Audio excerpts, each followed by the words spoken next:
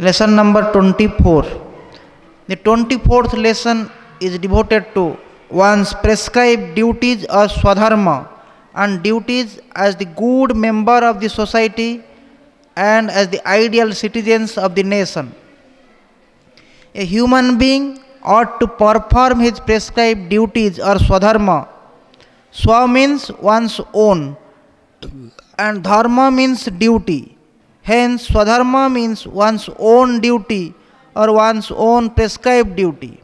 One's own duty has been prescribed in our holy scriptures, keeping in view one's asrama or stage of life, that is brahmacharya asrama or student life, grihastha asrama or householder's life, banaprastha asrama or retired life, and sannyasa asrama or renounced life, and one's varna or class, that is brahmanas, philosophers, kshatriyas or warriors, vaisyas or merchants, and sudras or servants, which are determined according to one's nature or swabhava and duties performed by him. In our humble understanding, some of the important duties of our students and of the householders and the elderly persons can be stated like this. First, duties of students. Duties of the students. Number 1, study of one's class lessons, acquiring of knowledge and completion of education. Second, acquiring of character building, life building and man making knowledge through moral, ethical, religious, spiritual education as well as value education, and also knowledge on our own culture. Third, building the foundation of one's life properly and strongly by developing good physical health, empowering one's mind, building noble character, performing ethical conduct, observance of strict celibacy. Fourth, study of holy scriptures and keeping company of holy persons, saints and sages. Fifth, living of dharmic jivana, religious and ethical life, and adhyatmic jivana or spiritual life during student life. Sixth, paying respect to the teachers, exhibiting shraddha or love and bhakti or devotion in one's conduct with them, obeying them and emulating their good qualities while studying in the educational institutions. Seventh, keeping amicable and friendly relations with one's classmates and friends in the educational institutions. Eighth, obeying the rules and regulations and maintaining discipline in the school, college or universities. Ninth, paying respect to the elderly persons in the society, showing regards to senior friends, keeping friendly relations with equals and bestowing love to juniors in the society. 10th, performing of one or two selfless or charitable acts or doing paropakara on Sundays and holidays in the society. Now coming to the duties of householders. In Bhagavad Gita, chapter 18th, Lord Krishna describes the duties of the householders belonging to all the 4 classes of people, namely Brahmanas, Kshatriyas, Vaisyas and Sudras as like this.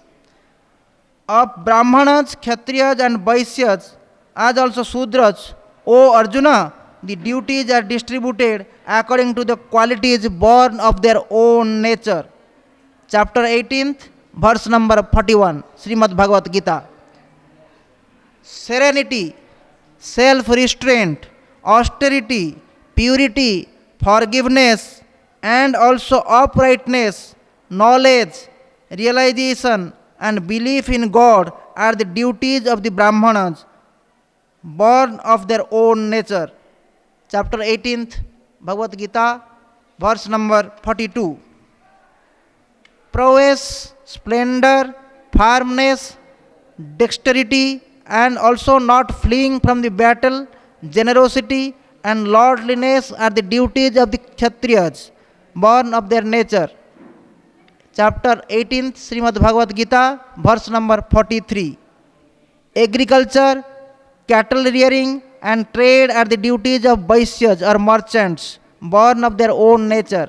And action consisting of service is the duty of the Sudras or servant class, born of their own nature. In chapter 18th Srimad Bhagavad Gita, verse number 44. About the performance of one's prescribed duties but not of others, Lord Krishna further says in Bhagavad Gita that better one's own duty, though destitute of merits, than the well executed duty of another. He who does the duty laid down by his own nature does not incur sin. Congenial duty, O son of Kunti, though defective, ought not to be abandoned. All undertakings indeed are clouded by defects as fire by smoke. Chapter 18 Srimad Bhagavad Gita, verse number 47 and 48. About the benefits which accrue from performing one's prescribed duties, Lord Krishna further says in the Srimad Bhagavad Gita that each man devoted to his own duty attains perfection. How he attains perfection while being engaged in his duty? Here now, in chapter 18 Srimad Bhagavad Gita, verse number 45. He from whom all the beings have evolved and by whom all this is pervaded, worshipping him with his own duty, man attains perfection. In 18th chapter Srimad Bhagavad Gita, verse number 46. Human beings as householders and elderly persons have duties towards themselves, their family members, their society and their nations, also towards the world. Some of such important duties can be stated like this. First, duties towards themselves. 1. Building the superstructure of one's life by achievement of 4 essential grand goals of 4 values of human life, that is dharma or ethical value, artha or economic value, kama or vital value, and moksha or spiritual value. Second, making the best effort for attainment of moksha or liberation of soul or union of the individual soul with the supreme soul, which is known as self-realization or God realization, because this is the highest duty of human beings as stated in our holy scriptures by our saints and sages. Now coming to the duties towards their family. We, the human beings, live in our family. We have blood relations with our family members. We have self-interest in their well-being. In the family, we become interdependents amongst our family members. We cannot grow, develop and live without the help and assistance of other members of our family. In view of these considerations, we owe our duties to our family members. Therefore, it is necessary for us to perform our duties towards them. We can do so in many ways. Some of our important duties towards our family members, please listen. 1. Paying respects to our father, mother and elders in the family, serving them lovingly and taking proper care of them. Second, treating the wife lovingly, regarding her duly and making best efforts with her for living the religious and spiritual life. Third, training and grooming our children rightly by instilling in their mind good manners, ethical values and spiritual impressions or sanskaras and nurturing them to develop as good, noble, religious, spiritual and successful human beings. Fourth, arranging for education, engagement in some profession and marriage of our children. Fifth, extending love and affection to the younger members of our family. Seventh, practicing adjustment and cooperation, living lovingly and amicably with all family members and maintaining cordial and harmonious relations with all of them, and thereby making our home as the heaven on the earth. Now, third is duties towards their society. We ought to perform our duties towards our society for the following two broad reasons.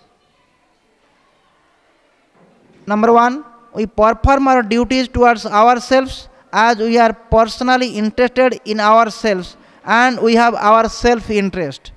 We also perform our duties towards our family members because we have a natural sense of belongingness towards our family and also to our blood relations and our natural self interest. But we neglect our duty towards our society as we don't consider the society as our big family. We do not keep the sense of belongingness towards it, and our duty towards it is without self interest. But we ought to consider the society as our big family. We ought to keep the sense of belongingness towards our society, and we ought to perform our duty towards it selflessly, because in performance of our social duty selflessly also lies our greater self interest. This greater self interest is that selfless service results in purification of our mind and also helps in achievement of our supreme goal of life, that is self realization or God realization. Now, secondly, we the human beings are stated as social animals. We cannot live outside the society. In the society, we become dependents amongst each other. We cannot live and grow and develop without the support, help, and assistance of other members of the society. And thus, we are indebted to our society in many ways.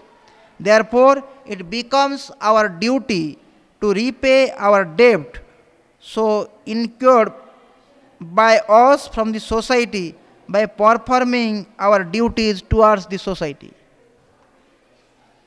We can perform our duties towards the society in many ways, and some important duties which you ought to perform as the good member of our society.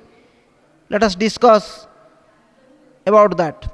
First, we ought to set a good example before the members of the society, more particularly the younger ones, by possessing noble character or satcharitra, performing ethical conduct or sadachara, and by living a noble life as well as a simple life with high thinking. Second, every human being has his own individual views. Therefore, we ought to respect the views of others in the society and adjust and accommodate with all other members of the society. We also ought to understand, accept, and tolerate our neighbors, our fellow beings, and all other people of the society belonging to different religions, faiths, castes, creed, colors, genders, and nations, etc., because we all are the divine children of the one Almighty Supreme Lord, our Divine Father, and therefore we all are the divine brothers and sisters. We ought to breed right feeling and good will towards all people in the society and keep friendly, loving, cordial, harmonious, and peaceful relations with all of them. Fourthly, we ought to understand religion in its true sense, observe our own religion truly, pay respect to the religions of other people, and maintain religious unity in the society. Fifthly, our holy scriptures and our saints and sages say that we ought to behave with other people in the society in the same manner in which we desire others to behave us.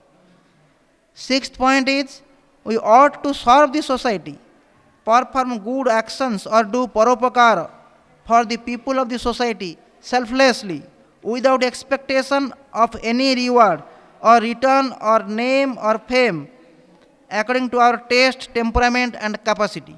Such service and actions can be financial, physical, or mental. Our holy scriptures and our saints and sages say that selfless service to the society or paropakara is the highest dharma or the highest duty of man. We ought to help the needy, feed the poor, clothe the naked, serve the sick, share what we have with the less fortunate and less privileged brethren. Speak words of kindness, compassion, consolation, sympathy, encouragement with the forlorn and the disheartened. Seventh, we also ought to protect and safeguard the children and the females of our society. We ought not to harm or cause injury to them. Our holy scriptures and our saints and sages say that non violence is the highest dharma or highest duty of human beings. 8. We also ought to be kind and sympathetic towards the animals and insects and the plants and trees, which are also the living creations of the Almighty Supreme Lord, the Creator. We should never harm or cause injury to them.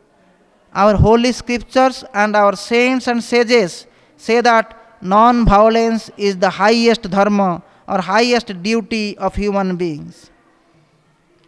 9. We ought to help eradication of social evils like gambling, liquor drinking, tobacco smoking, drug taking, corruption, bribery, dishonesty, misconduct, etc. Ought to offer prayers to the Almighty Supreme Lord daily for all people, as well as all living beings and all creatures of the society for alleviation or removal of their sorrows, sufferings, diseases, afflictions, difficulties, and for their good health, long life, prosperity, happiness, and peace, etc. Now, fourth, duties towards the nation. We ought to perform our duties towards our nation also for the same two broad reasons as stated in connection with performance of our duties towards our society. That is, sense of belongingness towards our nation and as a matter of repayment of our debt incurred by us from our nation. We can perform our duties towards our nation in many ways. Let us discuss some of the important duties which we ought to perform as the ideal citizens of our nation. First, we ought to love our motherland, Bharatavarsha, as our nation. We also ought to love our countrymen. Second, we ought to be loyal and patriotic to our nation. We must not betray and must not perform such actions which are against the interest of our nation and our people. Third, our motherland and our nation should be our first and highest consideration. We should always keep national interest as our uppermost consideration while taking any decision or performing any action. 4. We must maintain national unity, integrity, and peace in our country. 5. We ought to understand religion in its true meaning and practice the same correctly.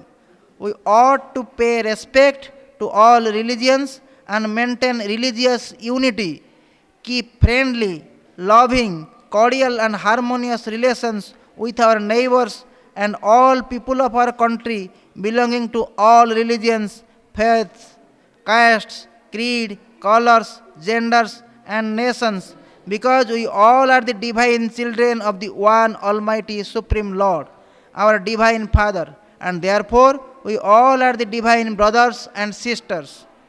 Sixth, we must avoid every type of violence and hatred towards all people of our nation, as well all are the divine children of the one Almighty Supreme Lord, and therefore we all are divine brothers and sisters. We also must not cause violence to all other living creatures, including animals, insects, plants, trees, etc. Non-violence is our highest dharma or virtue or duty. 7. We are the custodians of public properties. Therefore, we mustn't misuse or destroy national properties. Rather, we must protect all our national properties. 8. We ought to adopt simple living and high thinking in our way of life as it is our national ideal. 9. Man and nature are inseparable. They are interrelated and interdependent. Nature contributes to our living, nourishment, and protection.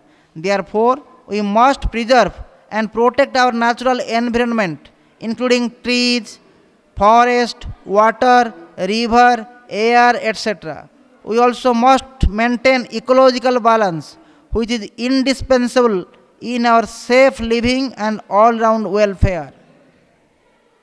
10th, we must keep public places, air, water, etc. neat, clean, and pollution free. 11th, we sought to offer our special prayer for the safety and welfare of our police personnel, soldiers, army, air, and navy personnel, and all our security personnel and their family members, due to whose service and sacrifice we live our daily life safely, securely, and peacefully. 12. We must be willing and strictly obey, abide by, and observe all laws, rules, and regulations of our nation. 13. We, as the ideal citizens of our nation, must perform our fundamental duties as have been enshrined in our nation's constitution, which are: first, to abide by the constitution and respect its ideals and institutions, the national flag and national anthem. Second, to cherish and follow the noble ideals which inspired our national struggle for freedom. Third, to uphold and protect the sovereignty, unity, and integrity of our motherland, India. Fourth, to defend the country and render national service when called upon to do so. Fifth, to promote harmony and the spirit of common brotherhood amongst all the people of India, transcending religious, linguistic, and regional or sectional diversities. To renounce practices derogatory to the dignity of women. Sixth, to value and preserve the rich heritage of our composite culture. Seventh, to protect and improve the natural environment, including forests, lakes, rivers, wildlife, and to have compassion for all living creatures. Eighth, to develop the scientific temper, humanism, and the spirit of inquiry and reform. Ninth, to safeguard the public property and to abjure violence. 10th, to strive towards excellence in all spheres of individual and collective activity so that the nation constantly rises to higher levels of endeavor and achievement. 11th, who is a parent or guardian to provide opportunities for education to his child, or as the case may be, ward between the age of 6 to 14 years. Now, our duties towards the world. We are also the citizens of the world.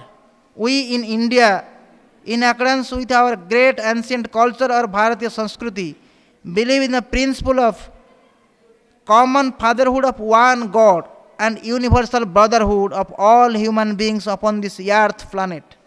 The whole universe is one family, and let all people of the world become happy. Therefore, first, we should practice the above mottos as the ideal citizens of the world. Second, we should keep up universal brotherhood and maintain harmonious and peaceful relations among the people of all nations of the world. Third, we should pay respect to all religions and maintain unity of religions. Fourth, we should contribute towards world peace in all possible manners. Fifth, we should pray daily for the good health, long life, prosperity, happiness, and peace of all people of the whole world. In this connection and in the present conditions, it is most relevant and most important to note here that we should be concerned more about performance of our duties rather than claiming of our rights. This is in our own interest and for our highest welfare and supreme good. Knowledge required for acquiring further knowledge on this topic, one's prescribed duties or swadharma. Please study lesson number 10 in volume 11 of the book Youth, Arise, Awake and Adopt the Right Path of Life, written by Sri Swami Sivananda Saraswati and Sri Swami Chidananda Saraswati. Here ends lesson number 24 on one's prescribed duties or swadharma and duties as the good member of the society and as the ideal citizen of the nation.